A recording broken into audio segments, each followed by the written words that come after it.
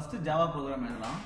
இப்போ நான் வந்து ஃபைல்ல போய் ஓப்பன் ஃபோல்டர் போட்டு I have open a fresh folder call Java. So அதை ஓப்பன் பண்ணிக்கிட்டேன். ஸோ இதில் போயிட்டு செலக்ட் ஃபோல்டர். ஸோ இப்போ ஜாவான்ற ஃபோல்டர் ஓப்பன் ஆயிடுச்சு. இப்போ இதில் நான் என்ன பண்ணேன்னா ஒரு ஃபைல் கிரியேட் பண்ணுறேன் ரன் பண்ணுறது, ஜாவா ஃபைல் ரன் பண்ணுறது. ஓகே, ஸோ அதுக்கு வந்து பேர் வந்து ஃபர்ஸ்ட் ப்ரோக்ராம் டாட் ஜாவா அப்படின்னு வைக்கிறேன். என்டர். ஓகே, ஸோ நீங்கள் ஜாவாலாம் இன்ஸ்டால் பண்ணிட்டீங்க அப்படின்னா விஎஸ் கோடில் ஆட்டோமேட்டிக்காக ஜாவா எக்ஸ்டென்ஷன்ஸ்லாம் இன்ஸ்டால் பண்ண கேட்கும். நீங்கள் தேவையான எக்ஸ்டென்ஷன்ஸ்லாம் விஎஸ் கோடில் இந்த எக்ஸ்டென்ஷன் இதை கிளிக் பண்ணி இன்ஸ்டால் பண்ணிக்கலாம். ஸோ நீங்கள் ஃபர்ஸ்ட் ப்ரோக்ராம் ஜாவா அடித்த உடனே நீங்கள் என்ன ஃபைல் நேம் கொடுத்தீங்களோ அந்த ஃபைல் நேம் படி ஒரு கிளாஸ் கிரியேட் ஆகும். அந்த கிளாஸ் பப்ளிக்னு இருக்கும். ஓகே, நம்ம இங்கே வந்து ஒரு மெயின் ஃபங்க்ஷன் அடிக்கணும். அந்த மெயின் ஃபங்க்ஷன் தான் ஃபர்ஸ்ட் எக்ஸிக்யூட் ஆகும். ஸோ அந்த மெயின் ஃபங்க்ஷன் அடிக்கிறதுக்கு நீங்கள் எப்படி அடிக்கலாம்னா vs கோடில் PSVM public static main method. Okay, so இதை அடித்து என்டர் அடிச்சிங்கன்னா ஒரு மெயின் ஃபங்க்ஷன் வந்துடும். ஸோ இந்த மெயின் ஃபங்க்ஷன் தான் ஃபர்ஸ்ட் எக்ஸிக்யூட் ஆகும். இந்த பப்ளிக்னா என்ன, இந்த கிளாஸ்னா என்ன, இந்த ஸ்டாட்டிக்னா என்ன, இது எல்லாத்தையும் நம்ம அப்புறம் பார்க்கலாம். ஓகே, இந்த மெயின் ஃபங்க்ஷன் என்ன ரிட்டர்ன் பண்ணும்? எப்போதுமே ஒரு ஃபங்க்ஷன் எடுத்துக்கிட்டோம் அப்படின்னா ஃபங்க்ஷன் ஒரு செட் ஆஃப் கோட். இந்த ஃபங்க்ஷன் எடுத்துக்கிட்டோம்னா அதுக்கு ஒரு ஆர்குமெண்ட் இருக்கும். ஓகே, அதுக்கு ரிட்டர்ன் டைப் இருக்கும். இந்த ஃபங்க்ஷன் வாய்டுன்றதா இது ஒன்றும் ரிட்டர்ன் பண்ணாது. பட் இந்த ஃபங்க்ஷனை பற்றி நம்ம இன்னும் தெளிவாக பின்னாடி பார்ப்போம். ஓகே, இந்த மெயின் ஃபங்க்ஷன் கூட தான் நம்ம கோட் அடிக்கணும். ரைட், இப்போ நான் என்ன பண்ணுறேன்னா ஜஸ்ட் ஒன்று பிரிண்ட் பண்ண போகிறேன். ஸோ பிரிண்ட் பண்ணுறதுக்கு வந்து அவுட் OUT அடிச்சுன்னா இந்த system dot out dot printer வந்துடும். இதில் வந்து நான் ஒரு வேல்யூ பிரிண்ட் பண்ண போகிறேன். Bala is great. இப்போ இந்த ஃபைலை ஜென்ரேட் பண்ணியாச்சு. ஓகே, நான் ஃபைலில் ஆட்டோ சேவ் அப்படின்றத கிளிக் பண்ணியிருக்கேன். அதனால நான் சும்மா டைப் பண்ணாலே இது சேவ் ஆகிடும். ஓகே, இப்போ இதை நான் வந்து எக்ஸிக்யூட் பண்ணணும். எக்ஸிக்யூட் பண்ணுறது ரெண்டு விதமாக பண்ணலாம். ஒரு விதம் என்ன அப்படின்னா டெர்மினலில் போய் நியூ டெர்மினல் ஒன்று ஓப்பன் பண்ணுங்க. அது ஓப்பன் பண்ணால் உங்களுக்கு ஒரு டெர்மினல் இங்கே ஓப்பன் ஆகும்.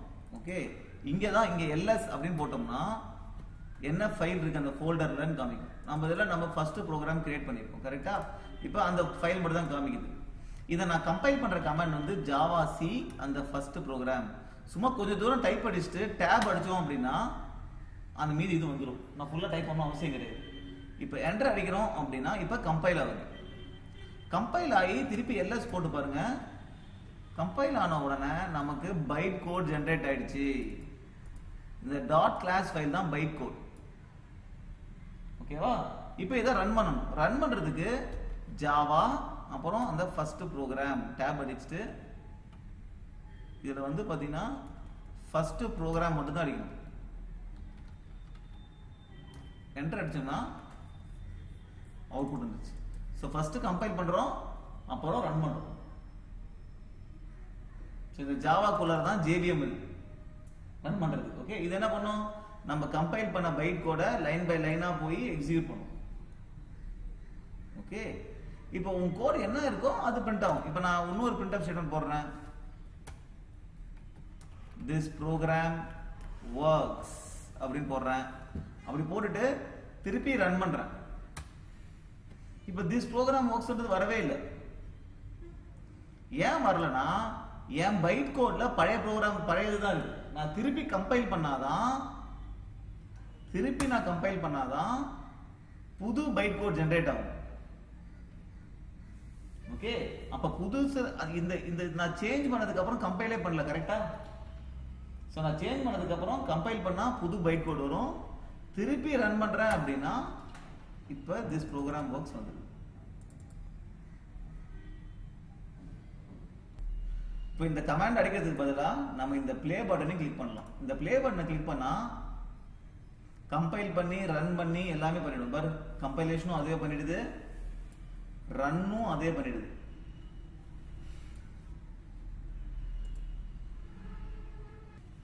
ஸோ இந்த ப்ளே பட்டன்ல போய் ரன் ஜாவா அதை கிளிக் பண்ணோம் அப்படின்னா நம்ம ப்ரோக்ராம் வந்து ஒரே இதில் ரன்னும் ஆகிடும். ஓகே, இப்படியும் நம்ம ரன் பண்ணிக்கலாம். VS கோட் நீங்க கூகுள்ல சர்ச் பண்ணா இந்த VS கோட் எடிட்டரும் டவுன்லோட் பண்ணிக்கலாம். Okay okay. இப்போ வேரியபிள்ஸ்னா என்ன? நம்ம ப்ரோக்ராமிங்ல தெரிஞ்சுக்க வேண்டியது முக்கியமானது இதுதான். வேரியபிள்னா என்ன, டேட்டா டைப்னா என்ன, if condition, loops, array, functions, classes, இந்த 6 விஷயங்கள் மட்டும் தெளிவா தெரிஞ்சிருச்சு அப்படின்னா நம்ம எந்த ப்ரோக்ராம் வேணா பண்ணலாம். இந்த விஷயத்தை மட்டும் தெளிவா நம்ம கத்துக்கணும். Variables are containers for storing data. அதாவது இப்போ நம்ம ஃபார் எக்ஸாம்பிள் 2 நம்பரை ஆட் பண்ணணும்னு வச்சுக்கோங்க. பார்த்தா அந்த 2 நம்பரை வந்து மெமரியில ஸ்டோர் பண்ணணும் ஃபர்ஸ்ட். அப்போ 2 நம்பரை ஆட் பண்ணணும். அந்த 2 நம்பரை மெமரியில ஸ்டோர் பண்றதுக்கு நம்ம வேரியபிள்ஸ் கிரியேட் பண்ணுவோம். ஓகே. கண்டெய்னர்னா என்ன? டேட்டா ஸ்டோர் பண்றதுக்கு கண்டெய்னர் மெமரி. ஸோ மெமரியை தான் அவங்க கண்டெய்னர்னு சொல்றாங்க. ஸோ இங்க பாத்தீங்கன்னா ஃபர்ஸ்ட் நம்ம அது என்ன ஃபார்மேட்னா டைப். என்ன டைப் ஆஃப் டேட்டா? அது இன்டிஜரா இருக்கலாம், இல்ல டெசிமல் வேல்யூவா இருக்கலாம், இல்ல கேரக்டரா இருக்கலாம், இல்ல பூலியனா இருக்கலாம், இல்ல ஸ்ட்ரிங்கா இருக்கலாம். முதல்ல அந்த டேட்டா டைப்பை போடணும். அப்புறம் வேரியபிள் நேம் ஈக்குவல் டு என்ன வேல்யூ. ஓகே. இப்படி தான் வேரியபிள் டிக்ளேர் பண்ணணும். இப்படி டிக்ளேர் பண்ணும்போது இந்த என்ன டேட்டா டைப் கொடுத்தீங்களோ அதுக்கு ஏத்த மாதிரி உங்களுக்கு மெமரி அலோகேட் ஆகும். ரேம்ல உங்க ப்ரோக்ராமுக்கு ரேம்ல மெமரி இருக்குல்ல, ரைட்? அந்த இடத்துல மெமரி அலோகேட் ஆகும். அலோகேட் ஆகி அந்த இடத்துல ஃபைல் ஸ்டோர் ஆயிடும். அந்த மெமரிக்கு லொகேஷனுக்கு கொடுக்கிற ஒரு பேர் தான் அந்த வேரியபிள் mynum அப்படின்னு. இப்போ இந்த இடத்துல நான் வந்து இன்னொரு கோடு போடுறேன்னு வச்சுங்க, mynum ஈக்குவல் டு 6 அப்படின்னு போட்டோம்னா இந்த 5 இடத்துல 6 மாறிடும். அப்ப நம்ம அந்த வேல்யூ வேரி ஆகுது, மாறுது. அதனால தான் அதுக்கு பேர் variable. Container for storing data. இப்ப ரெண்டு வேல்யூ ஆட் பண்ணி பிரிண்ட் பண்ணணும்னா ஜஸ்ட் ஒரு வேல்யூக்கு ஒரு வேரியபிள் டிக்ளேர் பண்ணுவோம். இது எப்படி ஒர்க் ஆகும்? உங்க மெமரியில ஏக்கு மெமரி அலோகேட் ஆகும், அங்க 5 ஸ்டோர் ஆயிடும். அதே மாதிரி பிக்கு மெமரி அலோகேட் ஆகும், இது ஏ, இது பி. பிக்கு மெமரியில 6 ஸ்டோர் ஆகும். இப்போ இந்த C is equal to A plus B. அப்போ ஏ பிளஸ் பி ரெண்டுத்தையும் ஆட் பண்ணா 5 பிளஸ் 6 11. இதை எங்க ஸ்டோர் பண்றோம்? சி. அதுக்கு தனியா மெமரி அலோகேட் ஆகும் சி. இப்போ நான் பிரிண்ட் பண்ணனா the sum is அப்படின்னு போட்டு சி வேல்யூனா 11 பிரிண்ட் ஆகும். இதுதான் வந்து பேசிக் program to add 2 numbers. Output வந்து sum is 11. ஸோ இதுதான் வேரியபிள். அடுத்தது டேட்டா டைப் அப்படின்னா என்ன? டேட்டா டைப்ல பிரிமிட்டிவ் டேட்டா டைப், நான் பிரிமிட்டிவ் டேட்டா டைப் இருக்கு. பிரிமிட்டிவ் டேட்டா டைப் அப்படின்னா நம்ம என்ன டைப் ஆஃப் டேட்டா ஸ்டோர் பண்றோம். நம்ம ஸ்டோர் பண்ணது ஒரு இன்டிஜரா இருக்கலாம், ஒரு கேரக்டரா இருக்கலாம், ஓகே, ஸ்ட்ரிங்கா இருக்கலாம். ஸோ நமக்கு எவ்வளவு மெமரி தேவையோ அதுக்கு ஏற்ற மாதிரி நம்ம டேட்டா டைப்பை சூஸ் பண்ணலாம். பைட் அப்படின்னு போட்டா 1 பைட் தான், ஷார்ட் தான் 2 பைட் அலோகேட் ஆகும். இன்டிஜர்னா 4, லாங்னா 8 பைட். இது எல்லாமே நம்பர் ஸ்டோர் பண்றதுக்கு தான். ஃப்ளோட், டபுள் இதெல்லாம் பாத்தீங்கன்னா டெசிமல் வேல்யூவும் சேர்த்து ஸ்டோர் பண்றது. டெசிமல்ஸும் ஸ்டோர் பண்ணலாம். பூலியன்றது ஜஸ்ட் ஒரே ஒரு பிட் மட்டும் தான், 1 or 0, ட்ரூ ஆர் ஃபால்ஸ். அது மட்டும் ஸ்டோர் பண்றதுக்கு தான் பூலியன் டேட்டா டைப். கேரக்டர் வந்து ஒரே ஒரு கேரக்டர் ஸ்டோர் பண்றதுக்கு தான் இங்க 2 பைட்ஸ். ஓகே. இப்ப டைப் காஸ்டிங் அப்படின்னா என்ன? டைப் காஸ்டிங்னா என்னன்னா, இப்ப டைப் காஸ்டிங்ல 2 டைப் இருக்கு. ஒன்னு வைடனிங் காஸ்டிங், அது ஆட்டோமேட்டிக்கா நடந்துரும். ஓகே. அதாவது இன்டிஜருக்கு எவ்வளவு மெமரி?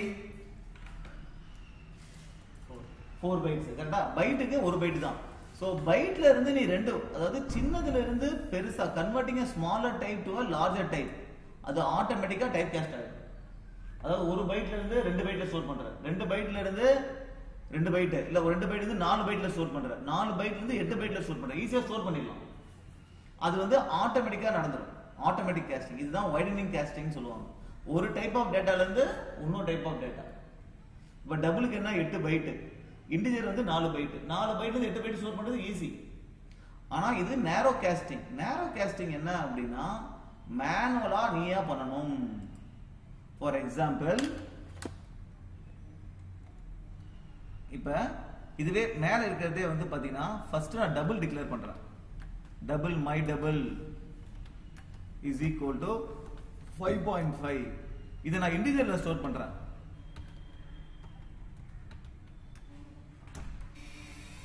இங்க my double இதை வந்து இன்டிஜர்ல ஸ்டோர் பண்றேன். ஓகே, இங்க ஸ்மால் I, இங்க ஸ்மால் b. இந்த மாதிரி ஸ்டோர் பண்ணும்போது உனக்கு எரர் கொடுக்கும். நம்ம போய் இதை ரன் பண்ணி பார்க்கலாம்.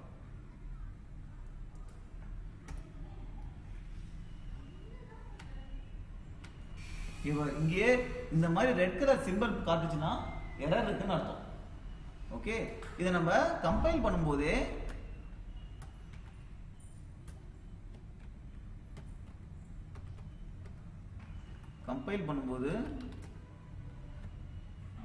இந்த பட்டன் நம்ம கிளிக் பண்ணாலே கம்பைல் ரன் ஆகும். ஸோ இங்கே வந்து mismatch cannot convert from double to int அப்படின்னு எரர் சொல்லிடுது. அப்ப ஒரு 8 பைட் டேட்டாவை 4 பைட்ல ஸ்டோர் பண்ண முடியாது.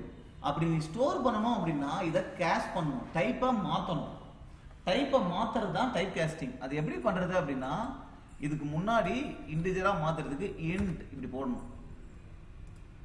ஓகே, இங்க போட்டு இப்போ நம்ம என்ன பண்ணலாம்னா அதை இங்க பிரிண்ட் பண்ணி பார்க்கலாம். பாலா இஸ் கிரேட் பக்கத்துல எக்ஸ்ட்ராவா பிரிண்ட் பண்றதுக்கு ஒரு பிளஸ் சிம்பிள் போட்டு என்னுடைய இங்க இதை நம்ம இப்படி மாத்திடலாம். டபுள் வேல்யூ என்ன பிரிண்ட் ஆகுது, இன்டிஜர் வேல்யூ என்ன பிரிண்ட் ஆகுது அப்படின்னு. இங்க டபுள் வேல்யூ என்ன வேரியபிள் மை டபுள், இங்க ஒரு பிளஸ் சிம்பிள் போட்டு மை இன்ட். ஓகே, இப்போ என்ன வேல்யூ பிரிண்ட் ஆகுது அப்படின்னு பார்ப்போம். ஓகே, இப்போ எந்த பிரச்சனையும் இல்லை. டபுள் வேல்யூ பிரிண்ட் ஆகும் போது 5.5 அப்படியே பிரிண்ட் ஆயிடுச்சு, டெசிமலோட பிரிண்ட் ஆகுது. அதை நான் இன்டிஜரா மாத்தும் போது என்ன ஆகுது, டெசிமல் பாயிண்ட் போயிடுது. அந்த இன்டிஜர் பார்ட் என்ன 5 மட்டும் தானே, அந்த 5 மட்டும் தான் பிரிண்ட் ஆகுது. ஓகே, சோ இந்த மாதிரி நீ டைப் காஸ்ட் பண்ணணும். இதுதான் டைப் காஸ்டிங். இந்த டைப் காஸ்டிங் பேர் தான் நேரோ டைப் காஸ்டிங். அதைத்தான் நம்ம இங்க பார்த்தோம், நேரோயிங் காஸ்டிங். நேரோல நம்ம தான் பண்ணி ஆகணும். ஸோ இது பண்ணா எரர் வரும். அதனால நம்ம என்ன பண்ணணும், இங்க end அப்படின்னு போடணும். ஓகே, ஸோ இந்த டைப் காஸ்டிங்கை நம்ம இம்ப்ளிசிட் கன்வர்ஷன் அதுவாகவே மாத்திக்குது. இதை நம்ம எக்ஸ்பிளிசிட்டா கன்வெர்ட் பண்றோம்ல, இது எக்ஸ்பிளிசிட் டைப் கன்வர்ஷன் சொல்லலாம். So what are the operators available in Java? Operators வந்து பாத்தீங்கன்னா இந்த கேட்டகரி அரித்மெட்டிக் ஆப்ரேட்டர்ஸ். 2 நம்பரை ஆட் பண்றது, 2 நம்பரை சப்ராக்ட் பண்றது, மல்டிப்ளை பண்றது, டிவைட் பண்றது, ரிமைண்டர். இப்போ x மாடுலோ yனா இப்போ 4/2 இது வந்து 4/2 அப்படின்னு போட்டோம் அப்படின்னா உனக்கு கோஷன் வரும். 4/2 போட்டா என்ன வரும், 2 2s are 4 0 கரெக்டா. டிவைட் போட்டா உனக்கு கோஷன் கிடைக்கும். இது போட்டா மாடுலோ போட்டா உனக்கு ரிமைண்டர் கிடைக்கும். ஓகே, அப்புறம் plus plus minus minus. Okay, இந்த பிளஸ் பிளஸ்க்கு என்ன அர்த்தம் அப்படின்னா x = x + 1 அர்த்தம். ஓகே, மைனஸ் மைனஸ்னா x = x - 1, அதாவது x -1 பண்ணி அதை திருப்பி x ல ஸ்டோர் பண்றது. நல்லா ஞாபகம் வச்சுங்க. இப்போ உன்னுடைய இதுல x வேல்யூ 4ன்னு வச்சுங்க, x ஓட வேல்யூ வந்து 4. உன்னுடைய ஸ்டேட்மெண்ட்ல வெறும் x - 1 போட்டீங்கன்னா 4 - 1 அவ்வளவுதான். ஒரு மெமரியில ஒரு சேஞ்சும் பண்ணல. இதை கொண்டு போய் திருப்பி x ல ஸ்டோர் பண்ணாதான் 4 - 1 3 போய் ஸ்டோர் ஆகும். ஓகே, சோ x - 1 பண்ணி x ல ஸ்டோர் பண்றது தான் -x. இத x - இப்படியும் போடலாம், -x ன்னு போடலாம். இது போஸ்ட் டிக்ரிமெண்ட், இது ப்ரீ டிக்ரிமெண்ட். என்ன டிஃபரன்ஸ் அப்படின்னு பாத்தீங்கன்னா, ஒரு if ஸ்டேட்மெண்ட்லயோ ஏதோ ஒரு ஸ்டேட்மெண்ட்ல ஃபார் எக்ஸாம்பிள் நீ a = x - கொடுக்குற. ஓகே, நம்ம அதுக்கு ஒரு சின்ன ப்ரோக்ராமும் பண்ணி பார்த்துடலாம். ஓகே, ஃபார் எக்ஸாம்பிள் நமக்கு வந்து x ன்னு ஒரு வேரியபிள் இருக்கு which is 5, a ன்னு வேரியபிள் இருக்கு which is x -. ஓகே, இப்போ நான் என்ன பண்றேன், இங்க x பிரிண்ட் பண்றேன், இந்த இடத்துல a வை பிரிண்ட் பண்றேன். இப்போ x என்ன வேல்யூ வருது, a என்ன வேல்யூ வருதுன்னு பார்ப்போம். நம்ம என்ன நினைச்சிட்டு இருக்கிறோம், மைனஸ் மைனஸ் போட்டதுனால எக்ஸ் வேல்யூ வந்து X equal to 5 - 1, X value 4 மாறிடுது. 4 தான் ஏக்கு அசைன் ஆகும் பார்ப்போம். ஓகே, ஆனா எக்ஸ் மைனஸ் மைனஸ் போறது என்ன ஆகும், எக்ஸ் வேல்யூ 4 மாறிடும். ஆனா மைனஸ் மைனஸ் போஸ்ட் டிக்ரிமெண்ட் இருக்கிறதுனால டிக்ரிமெண்ட் பண்றதுக்கு முன்னாடியே வேல்யூ அசைன் ஆயிடும். இப்போ 5 வந்து ஏக்கு அசைன் ஆயிடும். அதனால தான் ஏ வந்து 5 வருது. எக்ஸ் வேல்யூ டிக்ரிமெண்ட் ஆகி 4 வருது. இதுவே நான் இந்த போஸ்ட் டிக்ரிமெண்ட் இல்லாம ப்ரீ டிக்ரிமெண்ட் பண்றேன் அப்படின்னா டிக்ரிமெண்ட் பண்ணதுக்கு அப்புறம் தான் வேல்யூ அசைன் ஆகும். அப்ப 5 டிக்ரிமெண்ட் ஆகி 4 அசைன் ஆயிடும். இப்போ கன் பண்ணனா இப்போ பாரு ஏ வேல்யூ 4 தான் வருது. இதுதான் pre டிக்ரிமெண்ட்டுக்கும் post decrement difference. Pre decrement போனா ஃபர்ஸ்ட் டிக்ரிமெண்ட் ஆயிட்டு அது அப்புறம் தான் அசைன் ஆகும். போஸ்ட்னா அசைன் ஆயிட்டு அப்புறம் தான் டிக்ரிமெண்ட் ஆகும்.